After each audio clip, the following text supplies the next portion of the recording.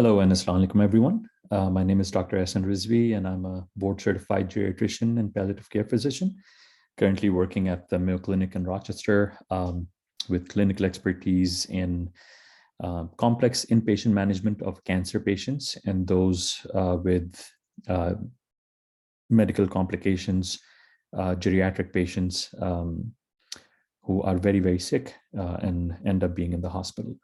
So the topic today is palliative care pearls. And the idea of this talk is really to introduce my audience in Pakistan medical institutions to palliative care and what the concept means and what can we all do as primary care physicians to contribute to our patients' quality of lives and improve their symptom burden, and at least be able to address some of the basic palliative care concerns for our patients.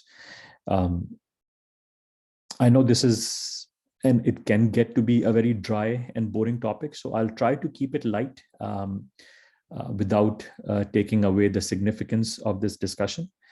I'll always be open to your comments and feedback based on what you understood and what you would like to hear more about.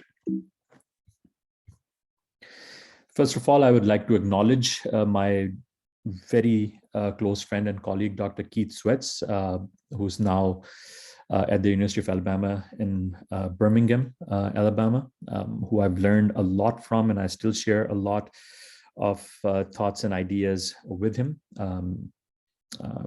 I don't think without his support and guidance, I would have been able to get this far and prepare this presentation for you. Our learning objectives for today is really, just like I said, is to introduce the concept of palliative care to our audiences in Pakistan and in the Asian countries, to describe the role, philosophy, and the scope of palliative care in the co-management of patients with serious illness, recognize the benefits of early integration of palliative medicine.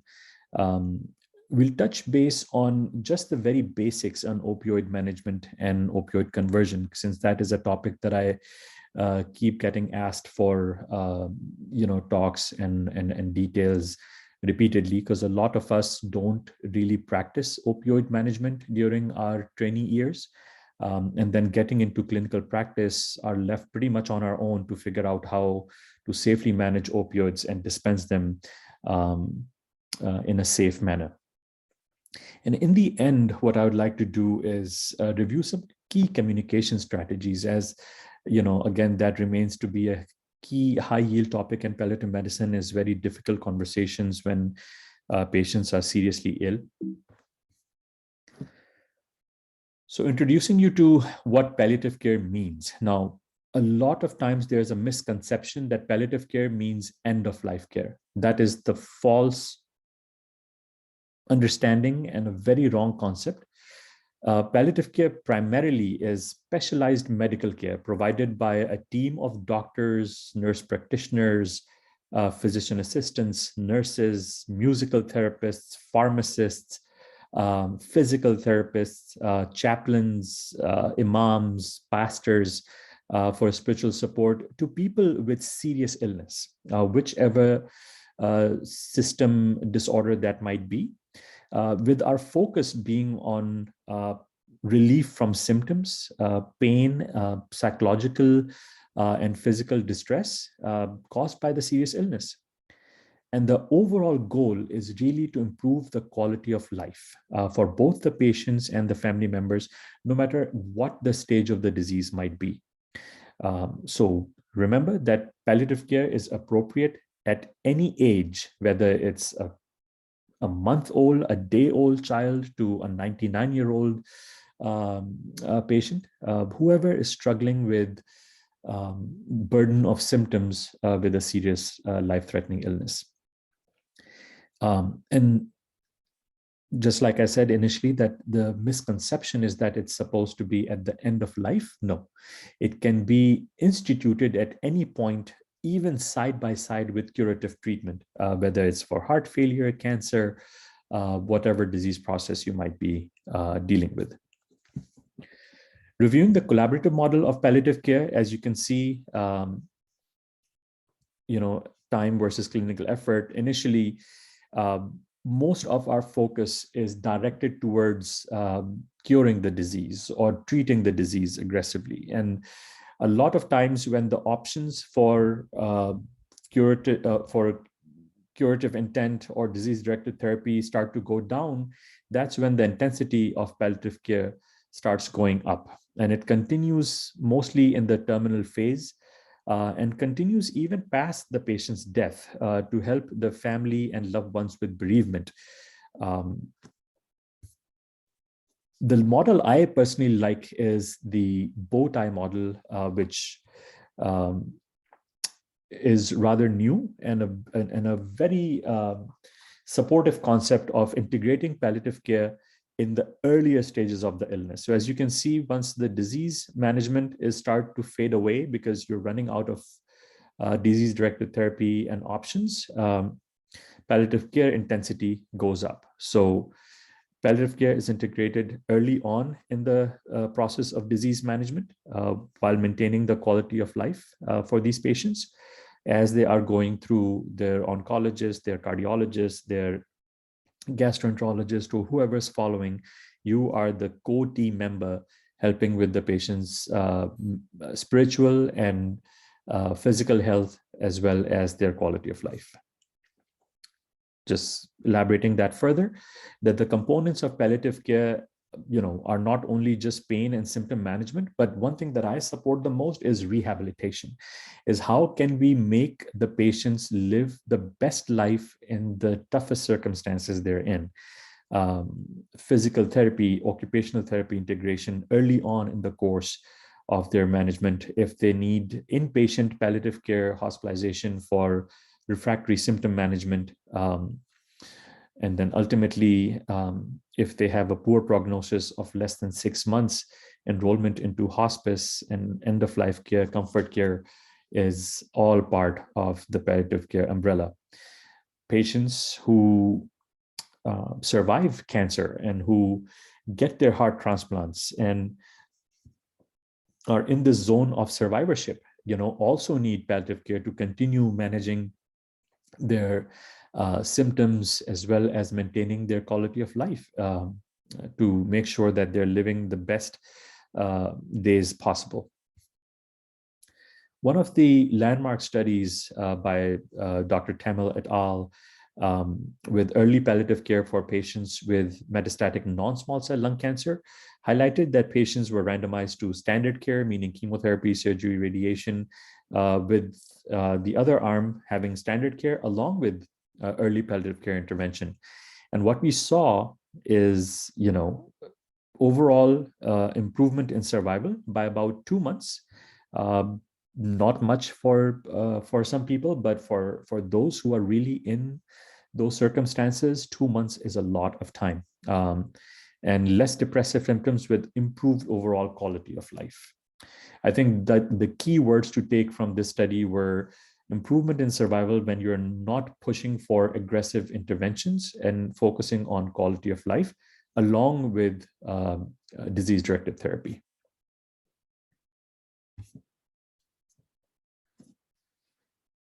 So is palliative care only good for cancer? That's one misconception that people have. And so what I would like to argue and recommend is that palliative care be extended to all the disease systems wherever there is compromise in quality of life. So circulatory failure, whether that's heart failure, liver failure, renal failure, hemodialysis patients in the ICU have seen decreased ICU and length of stay in the hospital with improved symptom burden, and certainly a decrease in conflict over goals of care between family members with palliative care intervention has been seen with improved family anxiety and depression with their patients' end-of-life struggles. So why do we consult palliative care or palliative medicine in your institution? Or what could be the role of palliative care in your institution if you don't have one yet? Again, one of the key misunderstandings is that, okay, patient is at the end of life, let's consult palliative care to enroll them into hospice. Enrolling patients into hospice um, can be better availed by utilizing your case manager or social worker. What palliative care could be most useful for is a comprehensive symptom assessment. So patients are coming in with pain a lot of times, but along with pain, there has been a lot of anxiety about the uncertainties. There's nausea associated with medications, chemotherapy, their disease process. There could be anxiety, there could be um, uh, poor sleep, poor appetite. A lot of things need to be assessed so that we can maintain a good quality of life. Spiritual assessment, psychosocial evaluation, not just that of the patient, but also of their loved ones about how much caregiver burden are they experiencing. Caregiver fatigue and burnout is a real thing. And that's when often you see a decline in patients' quality of life as well as their quality of care because their caregivers are burned out. So sometimes patients need to be hospitalized just to give their relatives and their loved ones a breather, a respite, so that they can recover to taking care of their loved ones back again. Discussion of goals of care. Very important, as I've highlighted in other talks, when I talk about asking the patients about what matters most to them. What would they want their treatment plan to look like by starting by asking them, what do they know about what's going on with them? What is their understanding of what their diagnosis is? What have they been told about their prognosis, their treatment options? And then based on their functional status, their cognitive status, their end organ function, along with their disease process, what is their overall prognosis? And based on that prognosis, can we help them in their medical decision making so they don't end up having to make choices which may not turn out to be in their best favor or aligned with their goals of care. And so, like I said, in the end, home health or hospice referrals are a part of palliative care, but not entirely the only role that palliative care should be consulted for. So whenever we talk about a service, a consult line, or incorporation of any consultation into your treatment plan, the key metric that you want to look at is what value does palliative care bring to my patient? And it's really quality over cost. So what we have established so far with our studies and research is that palliative care integration early into the course of serious illness improves the quality of life, decreases depression and anxiety, improves patient and family satisfaction, and keeps us from making choices where there's non-beneficial interventions towards the end of life. We have already established that early integration of palliative care and aligning their goals of care with the treatment plan helps reduces emergency department visits and hospitalizations, decreases ICU length of stay and hospital length of stay, and reduces hospital readmissions when patients know what their goals are and how they want to spend the rest of their days. So just to kind of summarize that, palliative care is the bigger umbrella. Hospice, meaning poor prognosis patients with life expectancy of less than 6 months, or the end of life care with comfort measures only, is just a part of the palliative care umbrella, not just the definition of palliative care itself. All right, moving on to why palliative care gets consulted most of the time, it's symptom management. And most of the time, it's refractory symptoms. What I argue is all primary care physicians should try to hone some primary palliative care skills so that you can help all your patients. What could those primary basic skills be is simple pain and symptom management and addressing depression screening, talking about anxiety and what provokes and triggers their anxiety, and then just basic discussions about patients' prognosis. When do we get specialty palliative care involved is when people are struggling with refractory pain and symptom burden, as well as complex depression, grief, existential crisis is a big issue in patients with serious illness and often gets missed by clinicians. And so you have to really spend time in getting to know the patient. And, you know, if there's one thing that I've learned in all these years of clinical medicine is that trust your patient. They know themselves well. Trust their family members. They know their loved ones well. If they are trying to tell you something, listen. And I would really advise that very, very seriously. So let's discuss a case of a patient. So it kind of put things into context. A 72-year-old woman with advanced breast cancer with liver and bone metastases is admitted to your hospital with uncontrolled abdominal pain and nausea. Lab workup and imaging is otherwise unremarkable except for widely metastatic disease, as we noted above. And you diagnose her with an exacerbation of her cancer-associated pain.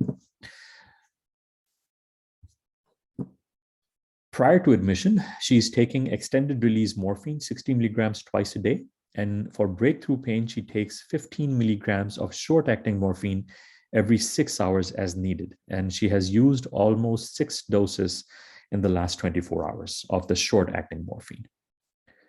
Now that she's being admitted for uncontrolled pain in severe distress, which of the following would be your choices to control her pain better?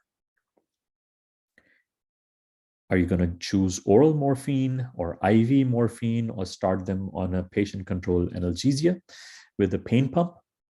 And to help you understand and answer these questions better, let's get a primary understanding of how do we manage pain in the hospitalized patient.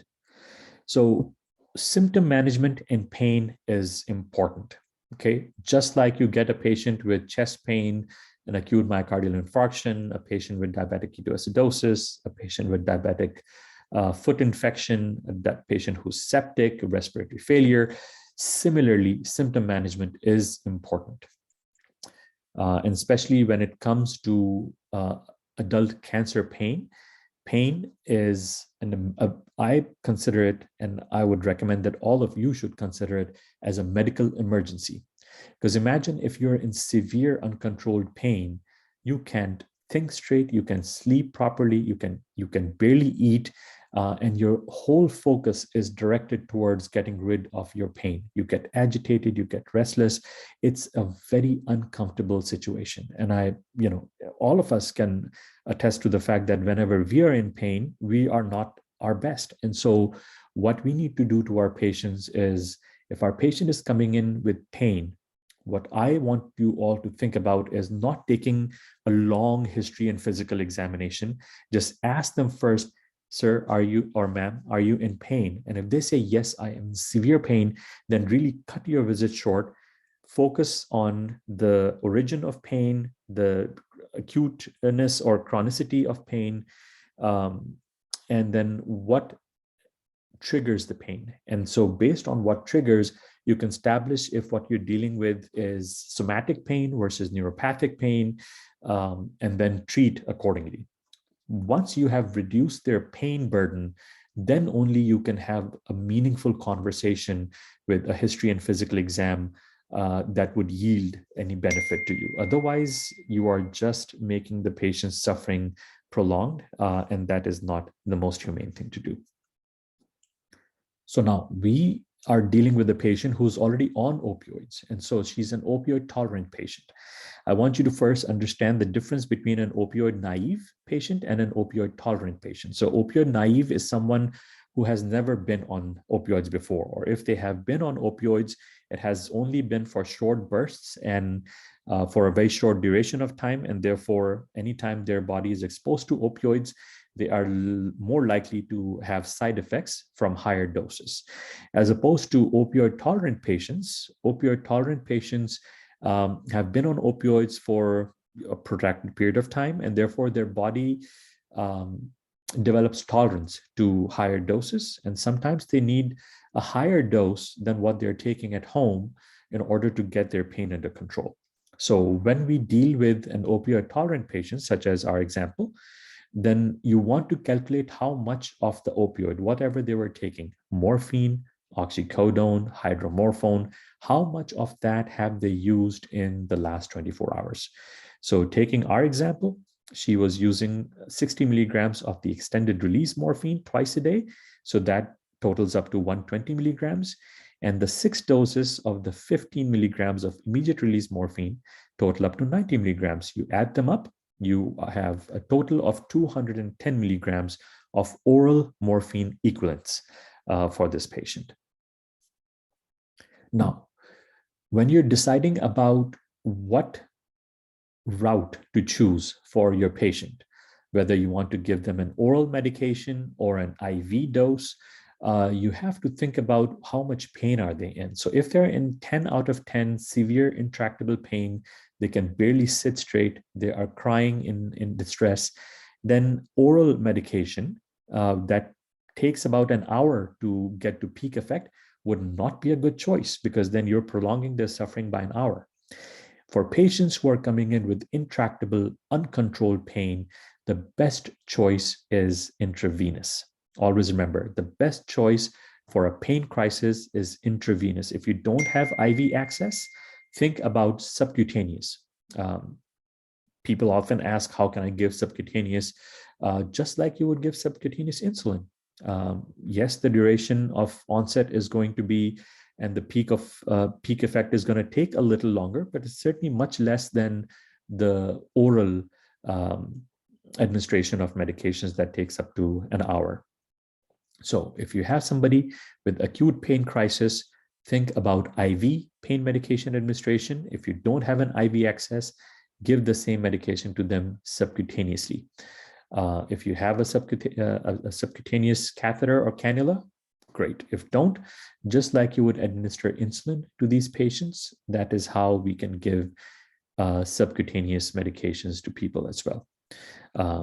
If a patient is in mild to moderate pain, you can certainly go ahead and give them an oral opioid option, so that even if it takes about an hour to take peak effects, patients are not going to be suffering with intractable pain. Now that you have established that you want to give your patient IV pain medication, the next thing you want to think about is the equianalgesic dose conversions. And this, I think, is one of the most comprehensive charts which I have kind of imprinted in my brain 24/7. And I'll give you the next slide, which will break it down for you as well. What I always think about is morphine, hydromorphone, oxycodone. These three are my main go-to drugs. And that's what I want you to think about. You don't really have to know the whole pharmacokinetics and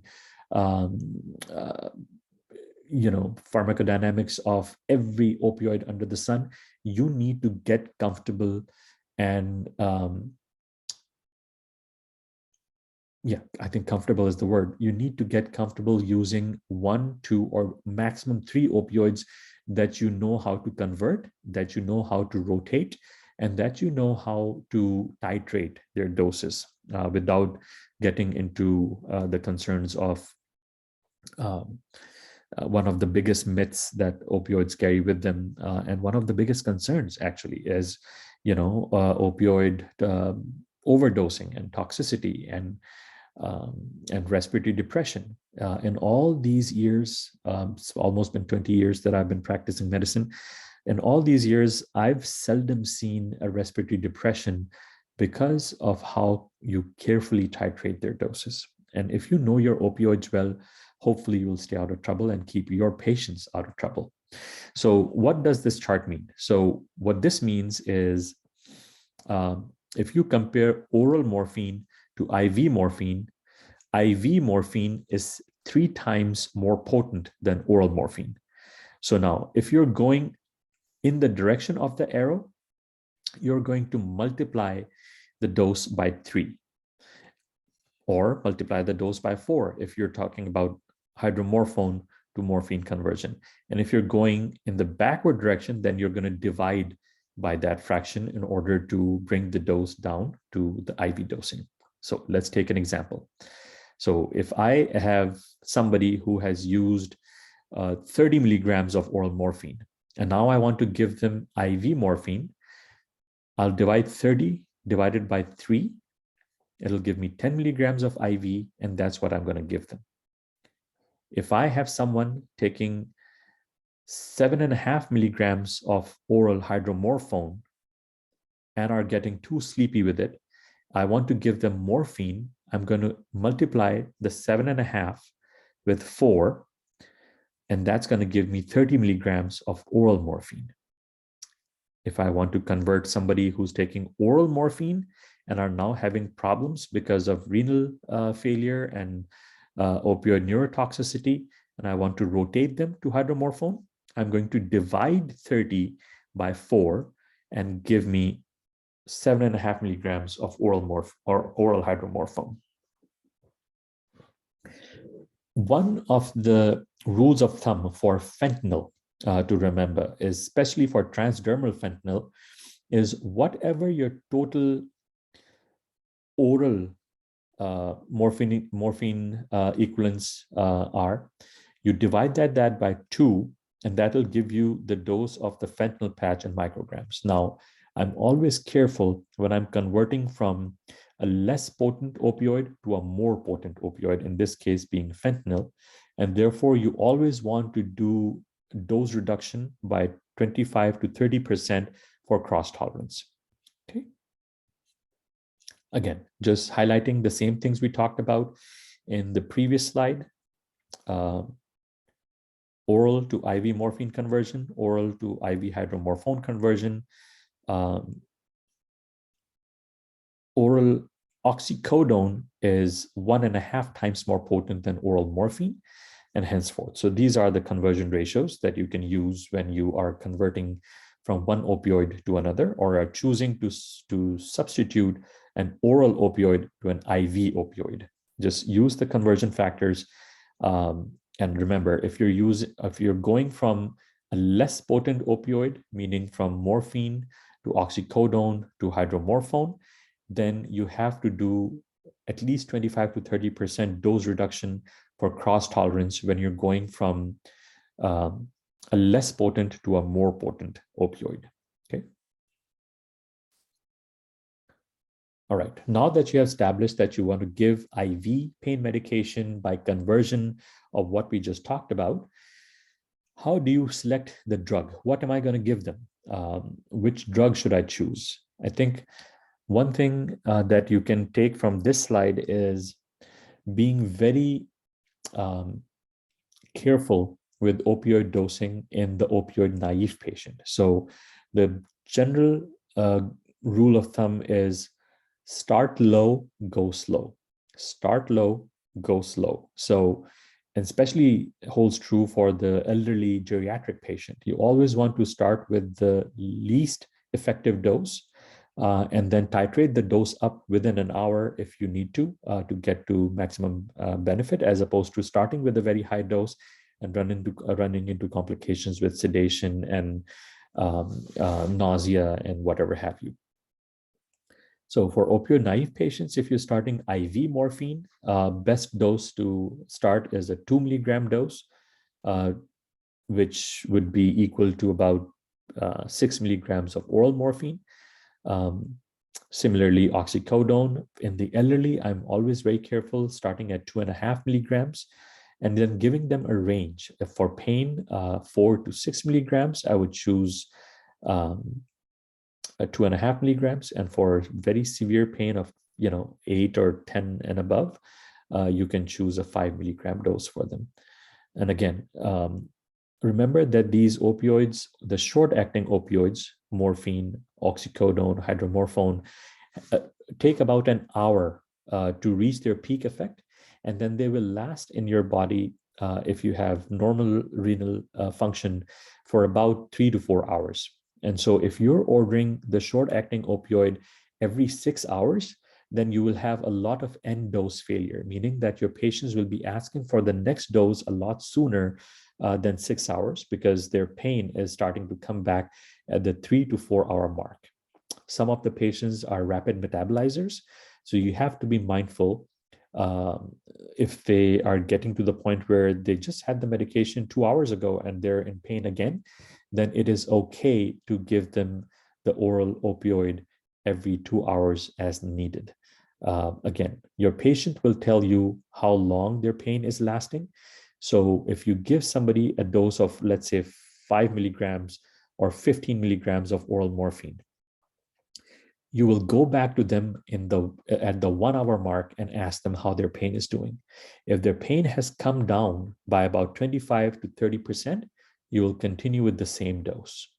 But if their pain hasn't improved a bit in that 1 hour mark, then that's your cue to go up on the dose by about 50%. Now, as we calculated, especially if it's an opioid naive patient, again, you measure everything that they're taking for 24 hours. And at their 24-hour mark, you want to reassess what is an effective breakthrough dose for them. And for that, you calculate that total amount like we calculated for our patient. And then you take about 10 to 20% of that total as their bolus breakthrough dose. If they're in severe intractable pain, you choose the higher end, which will be about 20% of the total daily dose. Otherwise, 10% is usually a good estimate to give them a bolus dose. Again, be more careful if they have renal impairment, if they're elderly, or they're malnourished, because the pharmacokinetics of the drug in those patients can be very different. For the opioid naive patient, the one thing that I always warn people about is do not, again, I repeat, do not start them on long-acting formulations just after 24 hours of pain management, or put them on a fentanyl patch, or put them on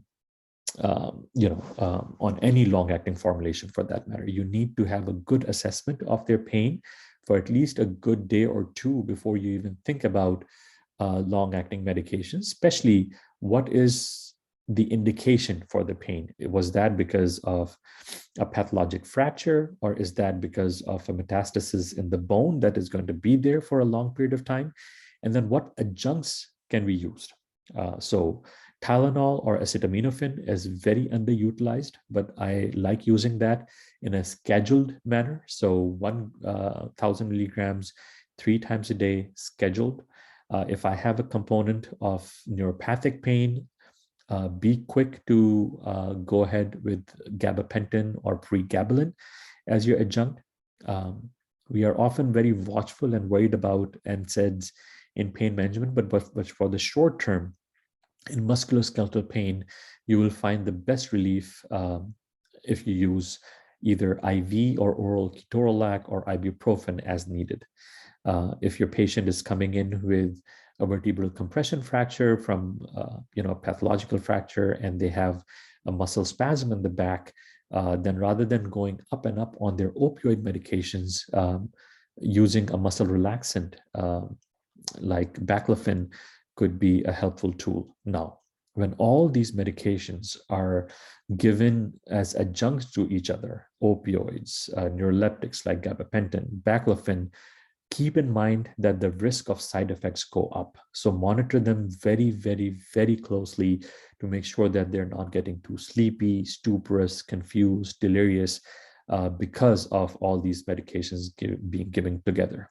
So I always advise to start medications at a low dose, watch for their renal function, and titrate one dose at a time, so that you know if the patient gets sleepy or if they get confused, which medication could potentially be the culprit.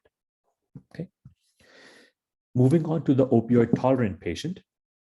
The opioid tolerant patient, like our patient's example, you have to consider, based on the NCCN guidelines, you have to consider, again, whether you're going to give oral or IV. based on how much time it takes for peak effect to be reached. Um, Based on the total oral morphine equivalence for the day, you will pick 10 to 20% of that total dose as their bolus breakthrough dose, and then reassess for efficacy every hour if you have given them the oral medication, and every 15 minutes if you are giving them IV, because the peak effect of that IV medication will be gone by 15 minutes. So if they were in 10 out of 10 pain, you give them a dose of IV morphine, you go back in 15 minutes. If they're still in 10 out of 10 pain, your next dose is going to be 50 to 100% of what your previous dose was. Okay. And again, it often worries us that how can I give, I just gave 2 milligrams, how can I give 4 milligrams? All of a sudden, your patient's telling you that that 2 milligram dose did not work for them. So again, whatever you administer, watch closely for side effects, advise your nurses why you're choosing the dose and what to be watchful for. So going back to her case, she used a total of 210 milligrams of oral morphine in 24 hours. Divide that by 3, it gives you about 70 milligrams of IV morphine. Now, if I was to choose, if let's say this patient becomes nothing by mouth for a procedure and cannot take oral morphine anymore, then I have calculated how much IV morphine requirement she has in the day. I will divide that 70 milligrams of IV morphine by 24, and that dose, whatever that comes out to be, 3 milligrams or whatever, is going to be my basal rate for that patient. Short of that, if you want to give 10% of 70 milligrams of IV morphine, which is the total oral morphine equivalent for the day, then the dose would be 7 milligrams, 10% of 70, or 14 milligrams, which is the 20% of the 70 milligrams, again, depending on how severe the pain is. As we have already established, if you're giving patients oral opioids, we will reassess their pain in about 60 minutes. That's the peak time it takes to reach effect for oral opioids, and we'll reassess the patient every 15 minutes if they are getting IV medications. And our goal really, for me, the goal really is not a number, because if I ask patients, okay, tell me how much pain you're in from 0 to 10, 0 being no pain, 10 being the worst pain in your life, often they get confused, they don't follow. So I use FACES scale, or I would ask them, at the amount of pain that you're in right now, do you think you can sleep? And they're like, nope. Can you eat? Nope. What can you do? Can you walk? No. So let function be your guide. So if their pain is down to supposedly 6 and they can sleep, their pain is down to a 7, but they can get up and they can walk.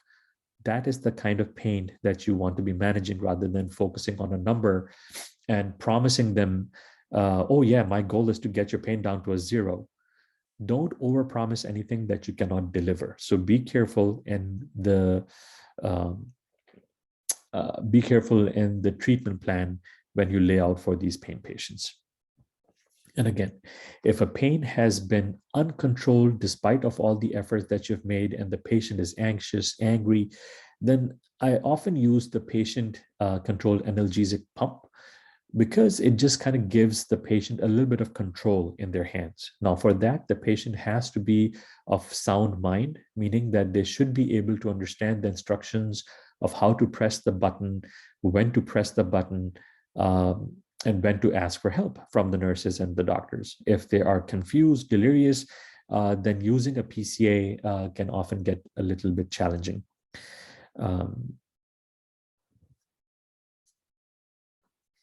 Some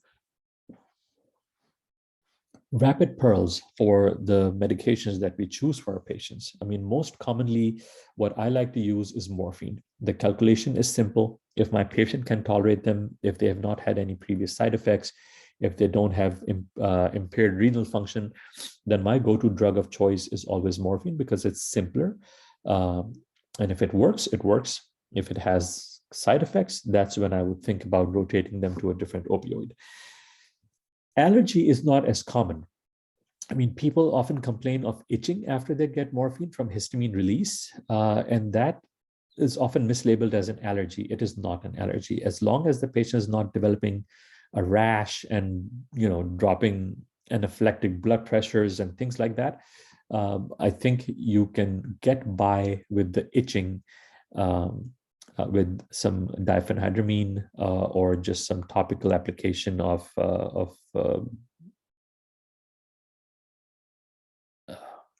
emollients and stuff.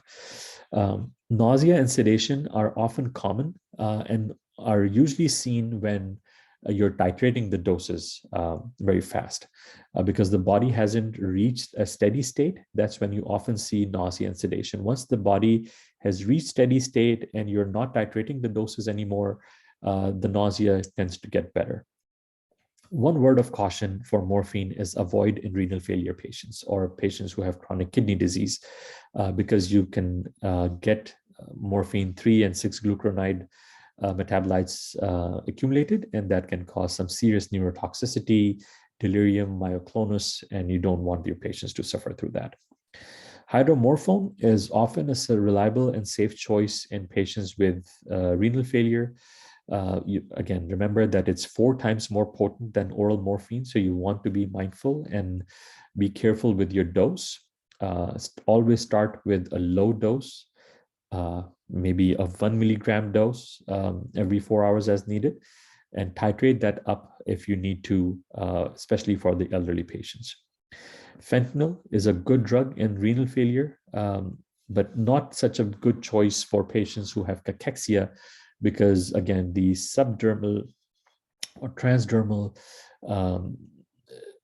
absorption of the drug relies on subcutaneous fat, and in the absence of subcutaneous fat, often the drug absorption can be quite rapid, leading to sedation, confusion, and respiratory depression. Mepridine is no longer used because of its risk of neurotoxicity and seizures. Okay. So that was kind of a brief wrap up about opioid management. And so moving on to side effects. One of the most common side effects for opioids is constipation. And so one thing that I learned from my palliative care colleagues is the hand that writes for the opioid writes for the laxative, otherwise is the hand that disimpacts the patient. So if you would just rather hold the pen and not disimpact your patient, then by all means, always, as you're writing an opioid prescription, make sure the next prescription you're writing in that same visit is a stool softener or a bowel laxative. Senna, polyethylene glycol, bisacodyl, whatever you have lactulose available in your formulary, you should be able to administer that concurrently with the opioid so that you can avoid opioid-induced constipation and not treat opioid-induced constipation when it becomes severe. So the commonly encountered side effects with opioids. Sedation is, like we said, very common, especially when the steady state is not yet reached, and it often resolves when you have stabilized the dosing. If the sedation persists and the pain is also quite severe, that's what we call pain-sedation mismatch, and that's often an indication for rotating the patient to another opioid. If the patient remains sedated with your current opioid regimen, then some things that we can use, especially in cancer patients who are also struggling with a lot of fatigue, can be methylphenidate or Ritalin that helps with alertness and appetite. Nausea, again, happens mostly when you're titrating the dose, and once you reach the steady state, often nausea will get better, but consider antiemetics or rotation of the opioid to another opioid drug if nausea is quite persistent and debilitating. Constipation, we already talked about. This is one side effect that you don't develop tolerance to. So every time you go up or add an opioid, especially long-acting opioids, the risk of constipation goes up. So make sure that they have multiple options for bowel laxatives and good dietary habits to prevent constipation. Delirium is not uncommon, especially in the elderly when you are, starting them on an opioid and you're using some adjunct medications like pregabalin, gabapentin, or baclofen or other muscle relaxants. It can result in delirium. And so rotate the opioid to a different opioid. It's fair game, especially if the delirium is seemingly from a certain opioid that you started them on, and then treat the delirium with neuroleptics if necessary. So if you need to use haloperidol or quetiapine, have a low threshold in addressing and attacking the delirium early. Other medications, codeine, again, often misconception that, oh, it's a safer drug. No, it's not. I mean, it also has GI side effects, especially constipation, nausea, and the metabolites for codeine are also not cleared in renal failure. So just like morphine, you have to be very careful with codeine in the renal failure patient as well. I've often seen people mistaken that tramadol is, oh, it's not an opioid, so it's a rather safe drug. I consider that an even more potentially dangerous drug in the elderly, especially with its dual action of being a mu agonist as an SNRI. So if one of your elderly patients is also taking an antidepressant and is on multiple medications, the risk of drug-drug interaction just goes up. I've seen cases of Shortman syndrome. I've seen unexplained hypoglycemia in these patients, and especially if they've been on it for a long period of time and they just suddenly stop it, the risk of withdrawal also goes up. So be careful. If you have a choice, I would say don't use tramadol in the elderly patient. All right, going back to her case, 48 hours later, her pain is well controlled on a morphine PCA, which is patient-controlled analgesia administered via pump, but she remains nauseated. The nausea persists despite frequent use of as-needed ondansetron, and she does not want to take prochlorperazine or compazine because it makes her too sleepy. So now what you're going to do? Now, anytime we think about nausea, which is the second most common symptom we deal with in the hospital setting, I want you to think about a mechanistic approach when treating nausea. Don't just be generic that, okay, every patient needs to be given ondansetron. Think about where the nausea could be triggered from and what implicated neurotransmitter could be involved. I am a huge proponent of single agent therapy if you can get to the right target. But in certain cases where nausea is often multifactorial, especially in cancer settings, then having a second agent or a combination therapy is not such a bad idea either. So the emetic pathway, as you can think about, cerebral cortex, pressure receptors, chemoreceptor trigger zone in the brain, vestibular nucleus, vomiting center, the GI tract, all of these, mostly are driven by dopamine and serotonin. And so the two choices of antiemetics that you can think about are, 5-HT3 inhibitors as well as dopamine antagonists that would give you the best bang for the buck. So this chart just highlights affinity for different receptors of different antiemetics. And again, you can review this in your own time or can Google this article as has been highlighted. If you think about specific pharmacotherapeutic choices in nausea and vomiting, then again, if it's coming from the vestibular center, anticholinergics and antihistamines are often indicated. But in the elderly, be very, very, very mindful and careful of anticholinergic side effects. Urinary retention, delirium, confusion, spasticity, constipation are very common. So if your patient's starting to get delirious after starting a medication that has anticholinergic side effects, stop the medication. If the trigger is in the GI tract, then dopamine antagonists, I feel, are the most helpful in patients who are coming in with bowel obstruction from a malignant etiology. Octreotide infusion is not a bad option. to reduce the intraluminal secretions. When they have chemoreceptor trigger zone involved, then obviously SROTMAN antagonist, corticosteroids are often helpful. In the setting of brain tumors or anything which has to do with increased intracranial pressure, corticosteroids tend to get you the best relief.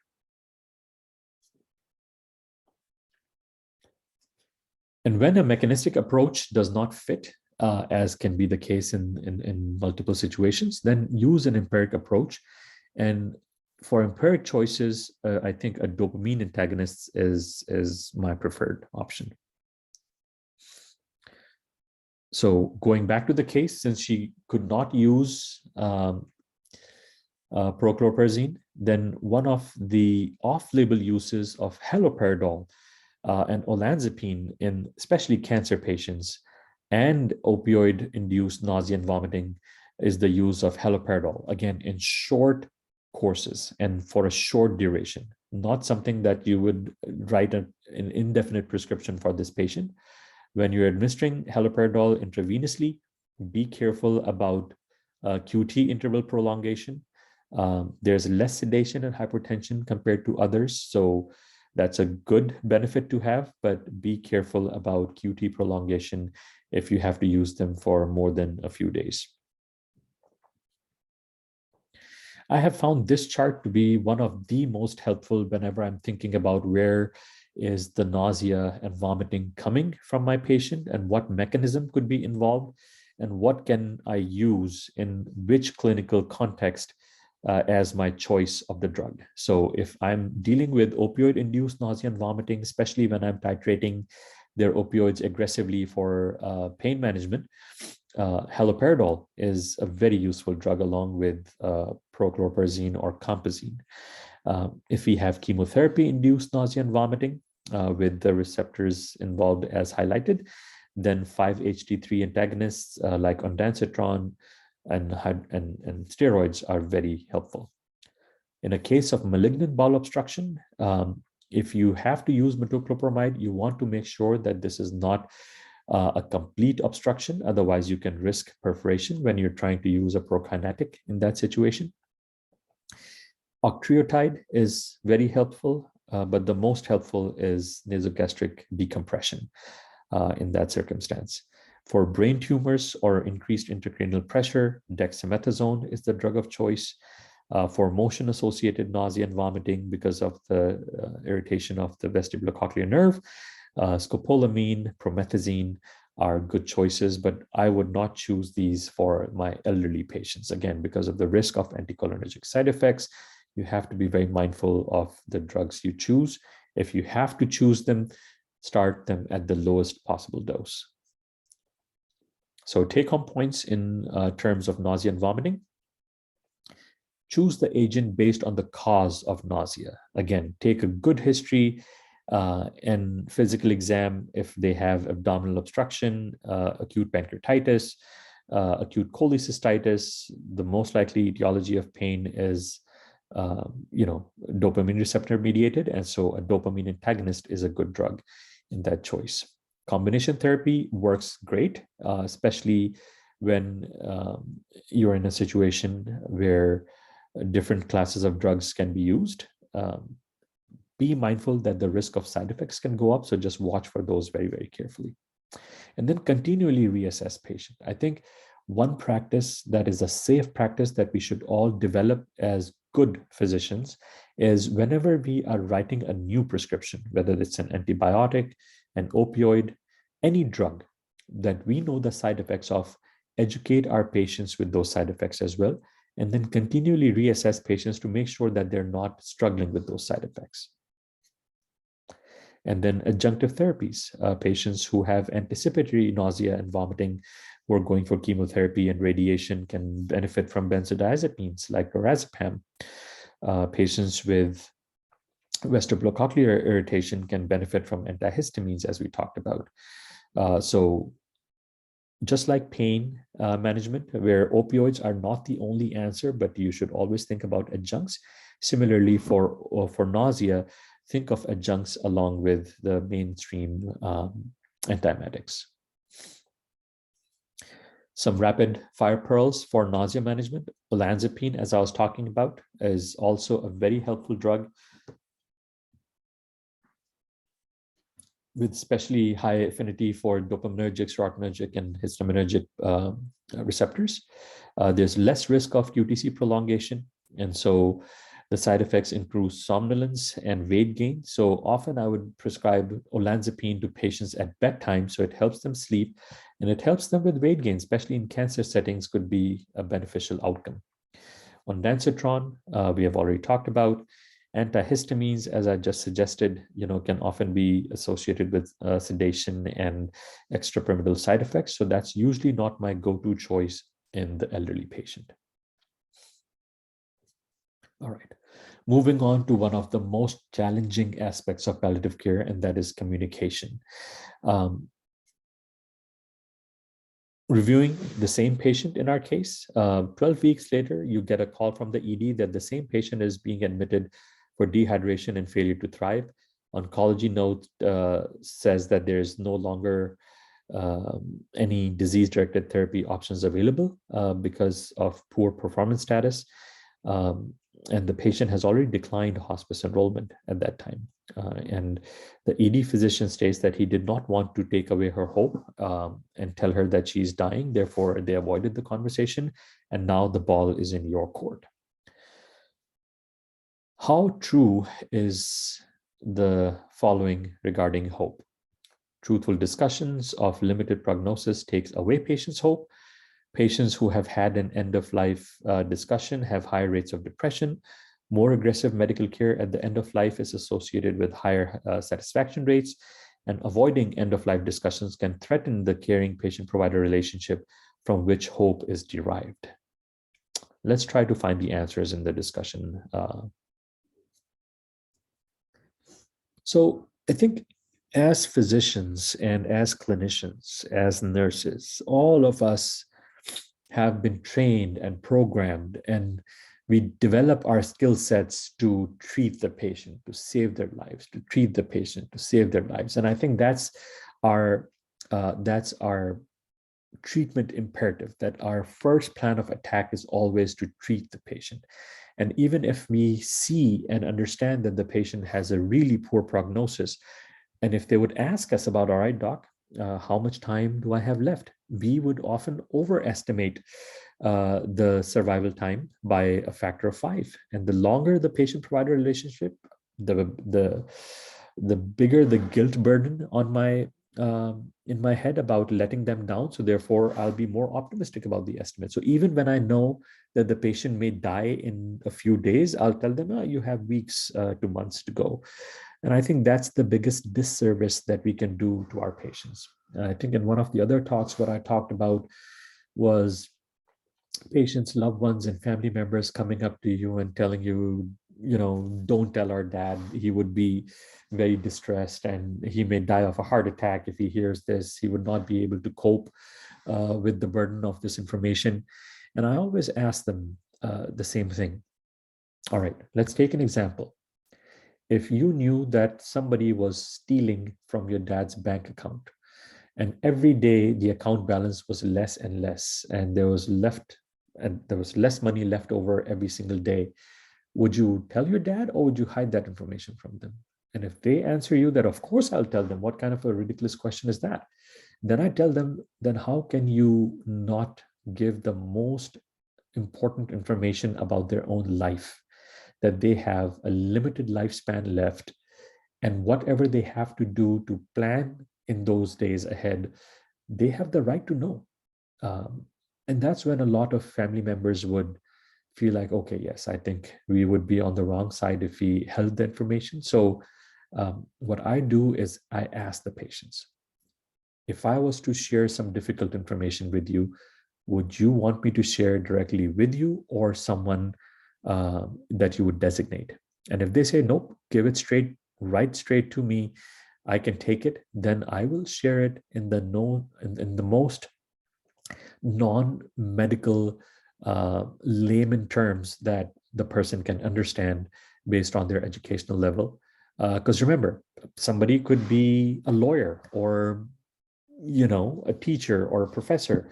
But if they're not in the medical field, all this medical jargon that we use to look and sound impressive is of no use to the patients.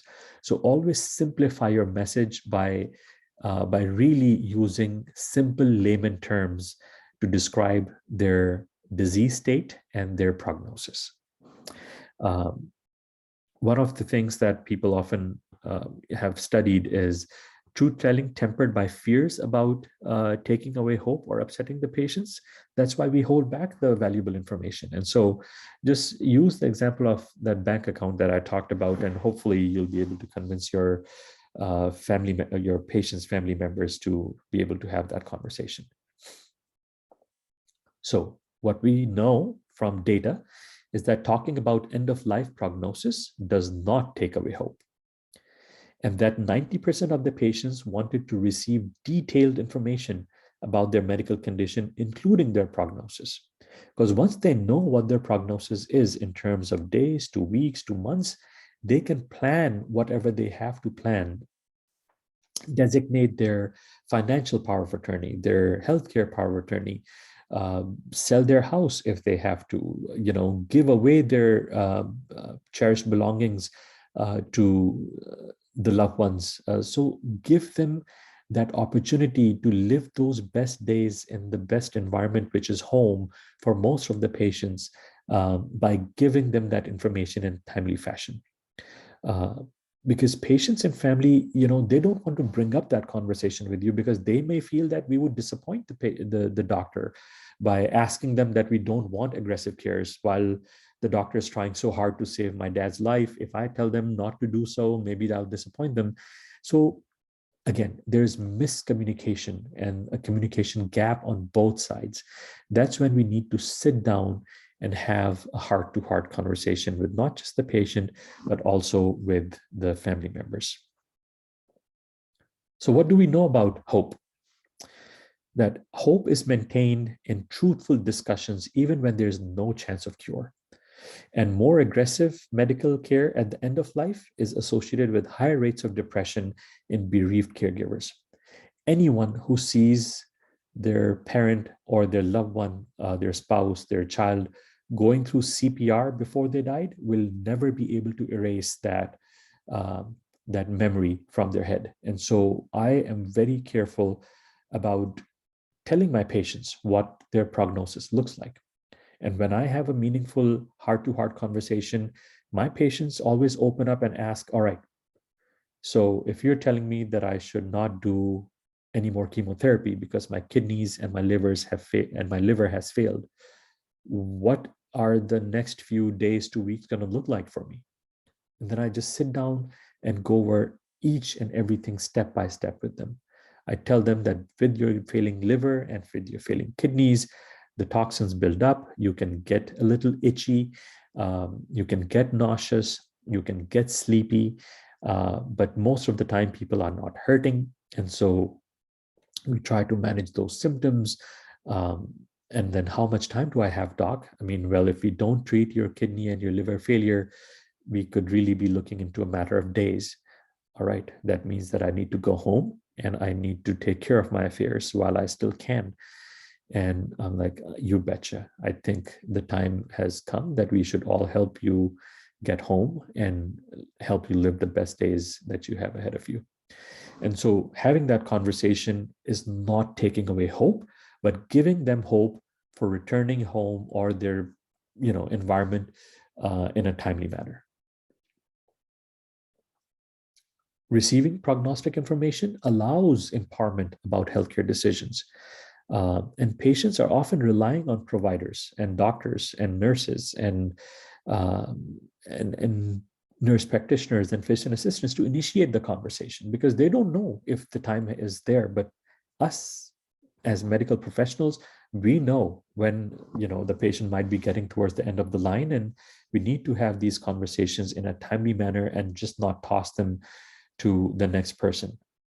Now, I've seen so many times when I've had to have these conversations with my cancer patients who get admitted to the hospital, and their oncologist who has treated them for years, just out of fear of disappointing them, just excuses out of that end of life conversation or goals of care discussion, that has been very distressing and disappointing for the patients. They feel abandoned at the end of life, that the doctor who we trusted so much, who cared for us for so long, in such an amazing manner, suddenly did they not care if we lived or died? And I'm like, nope, that's not the case. It's like everybody is just not comfortable having this conversation, and that's why I'm here to help you with my team and help you through this phase of your treatment and your life. So having the goals of care conversation and a difficult discussion with your patients does not take away their hope. It empowers them to make sound healthcare decisions. And avoiding such discussions can certainly threaten your relationship. So when you plan to engage in goals of care discussion with the patient, you ask your resident to do a literature search on the best available evidence to do so. And what he digs up and brings up is that the best model that you can work on is shared decision making. And what that means is that you prepare your context, you do your homework, you look up their chart, you do your lit search about what does it mean if they have anuric renal failure, if they have liver failure, if their INR is 5.6, if they are getting delirious and confused. What does that all mean in the setting of end-stage cancer in a delirious patient? What is that prognosis looking like? And so that when you're presenting your facts, you're not making things up. You're not, God forbid, lying to your patients or making up stuff, but you are being accurate in your information with the facts from their chart, as well as the prognostic indicators that you have just highlighted. And so where does our expertise come? We can tell our patients about what their diagnosis is, what's causing their symptom burden, and what does that all mean in terms of prognosis, what are our treatment options. But what patients will tell you, and I beg you all to be able to have the time to sit down and just listen. As providers, as physicians, we are just in a habit of being yappers and just talking and talking. What I have learned the most is not when I'm talking, but when I'm listening. And so I would just sit quietly with my patient and let them tell me what has their experience been with their illness, what has worked for them, what hasn't, what sort of social, psychological distressors are they dealing with, what goals and values do they have that they want to care about for whatever time they have left, and what are their preferences for who could be making the decisions for them if they are not able to make those decisions by themselves. And so having that all outlined in a shared decision making model is really, it's an amazing thing, and you can only know when you practice it and when you experience it. So do your homework and have a plan for difficult conversations.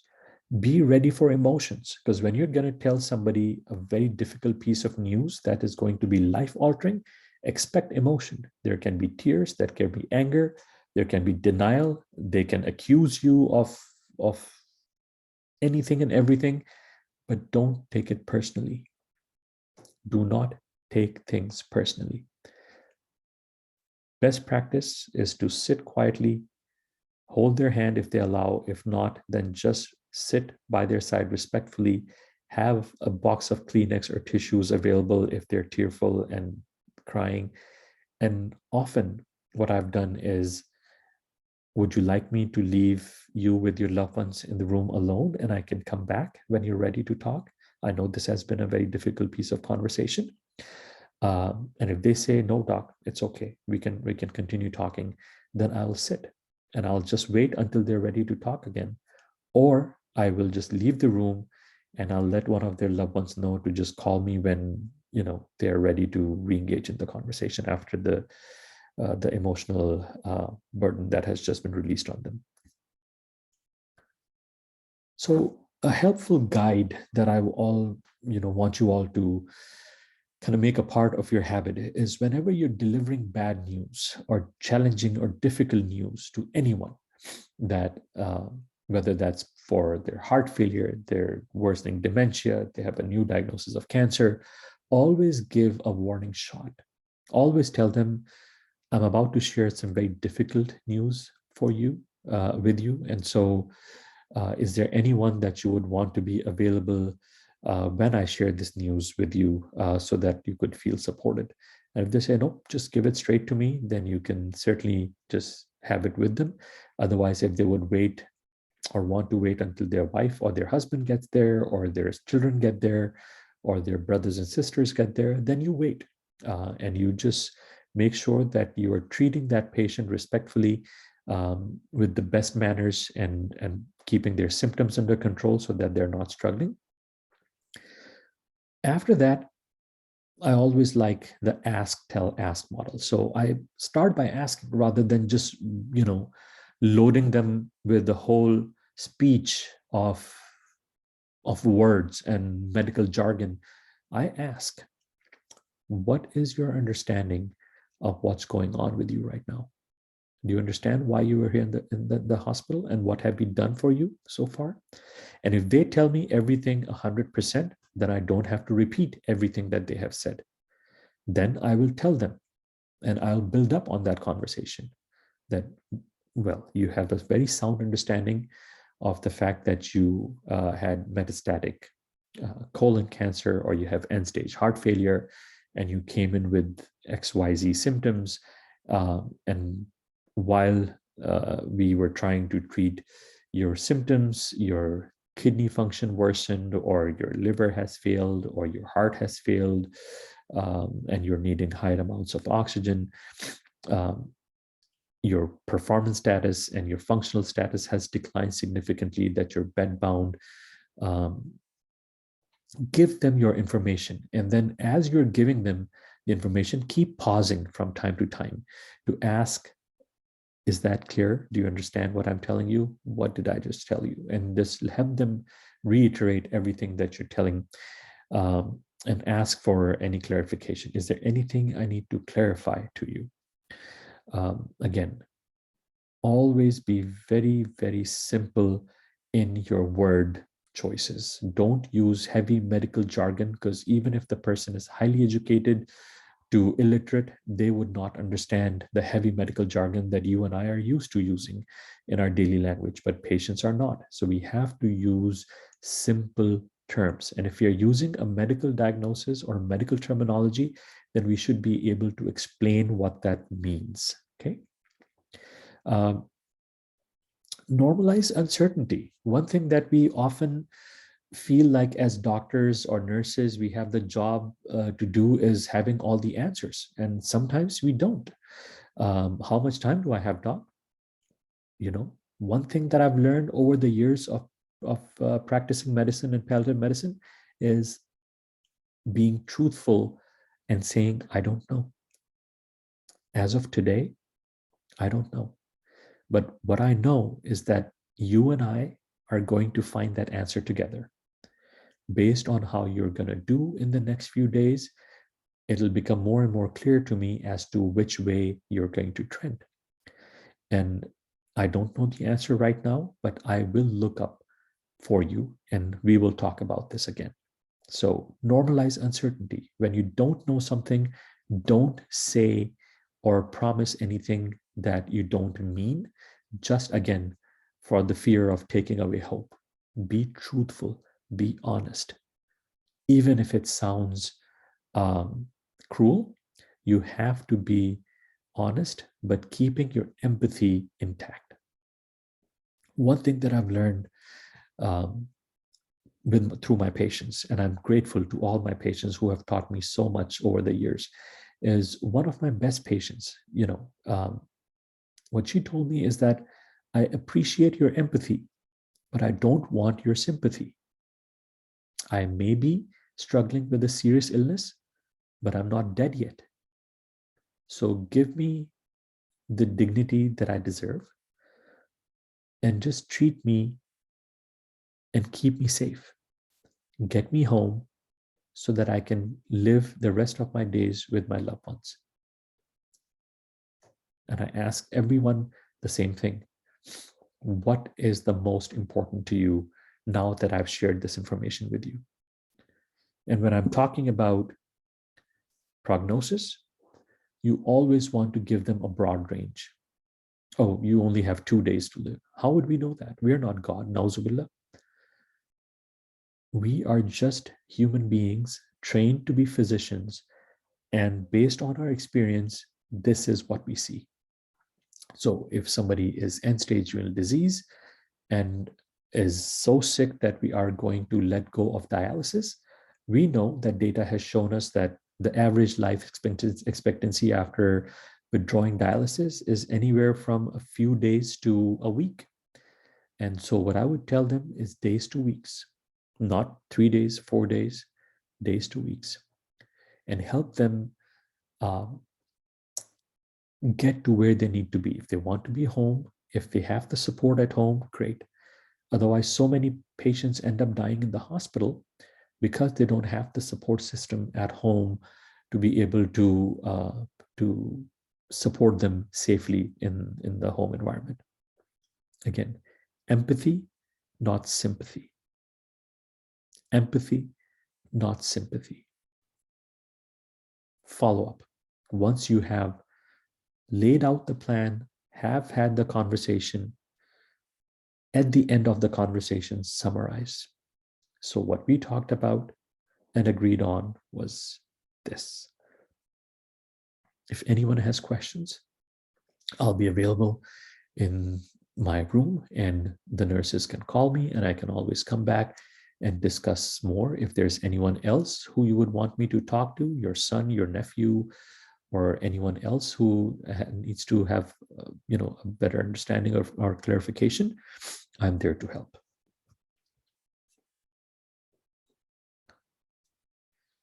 Here's some pointers to how can you use certain words or phrases when you're discussing prognosis and advanced directives when you're recommending hospice. Now, I understand that for a lot of our patients in Pakistan, hospice is not really a facility or an option we have, but palliative care is.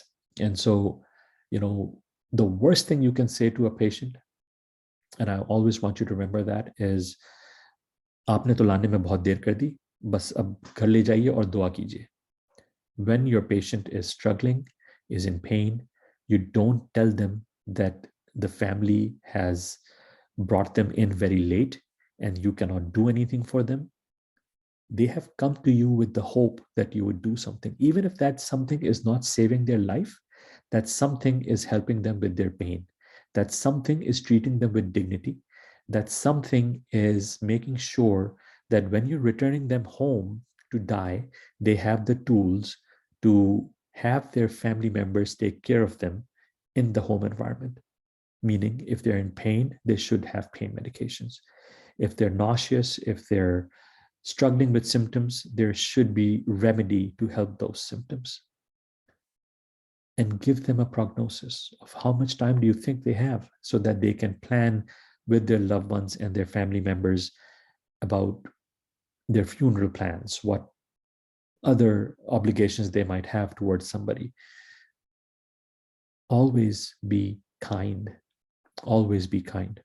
Always treat others as you would like to be treated yourself, or you would like anyone else to treat your own family member.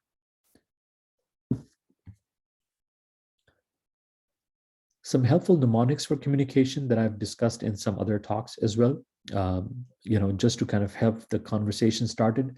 I know that as a lot of, I was there 20, 25 years ago myself, we, again, in Pakistan and other Asian countries, our training is always focused and geared towards saving people's life. And so, yes, the definition of saving is very relative. I mean, saving life in the acute setting, when you can treat something and patients will go home cured from the underlying illness, fabulous. But in certain situations where you can't save their life per se, but you can save them from harm, I think is a bigger service than prolonging their suffering.